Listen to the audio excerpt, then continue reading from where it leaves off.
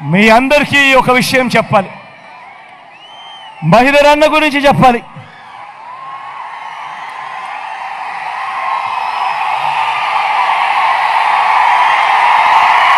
మంచివాడు, సౌమ్యుడు.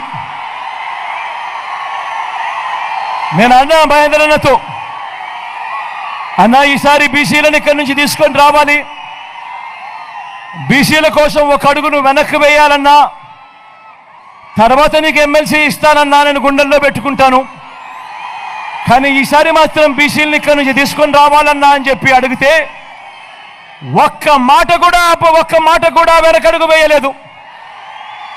నువ్వు అడిగావు, నేను చేసి పెడతాను అని చెప్పి మహీధర్ అన్న ముందుకొచ్చాడు. ఇలాంటి మంచి మనసు ఉన్న మహీధర్ అన్నకు మీ అందరి సమక్షంలో ఈరోజు నేను చెప్తా ఉన్నాను, నా గుండెల్లో పెట్టుకుంటాను.